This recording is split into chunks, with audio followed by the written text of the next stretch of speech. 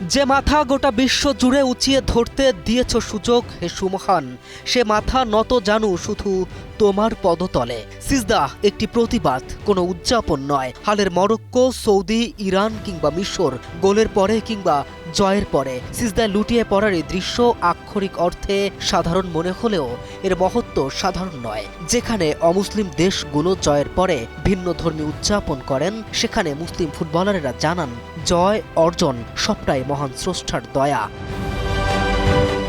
মুসলিম বিশ্বের দেশগুলোর জন্য চলমান বিশ্বকাপ যেমন ওপর থেকে উত্তেজনাপূর্ণ, ভেতর থেকে তেমনই মানসিক চাপের সুকৌশলে খুব নীরবে চলছে মেন্টাল টর্চার। ইরান ও মিশরের ম্যাচের দিনে সমকামীদের পতাকা বহনের অনুমোদন, আয়োজক দেশগুলোর ইসলাম বিরোধী কার্যকলাপ, ইরানকে আমন্ত্রিত অতিথি হিসেবে রেখে তার দেশে হামলা চালানো, এই সব কিছুই সীমা লঙ্ঘন করে মানবতার।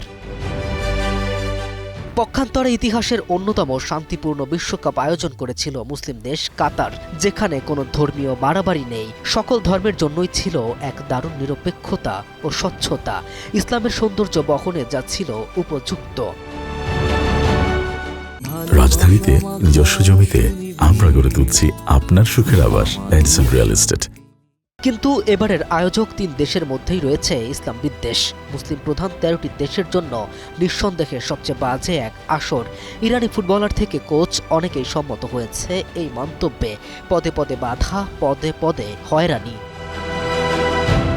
তবে একটা জায়গায় বাধা নেই, উদযাপনের সময় সিজদাহ করা। আর এটাই তো মোক্ষম সুযোগ একজন মুমিন হয়ে প্রতিবাদের জন্য। এর চেয়ে সুন্দর ভাষা আছে? মুমিনের মাথা কেবল ওই একজনের জন্যই নত হয়, এটা বাদে পৃথিবীর কোনো পরাশক্তির কাছে নয়, কোনো ষড়যন্ত্রের কাছে নয়। K M Rafin, news 24।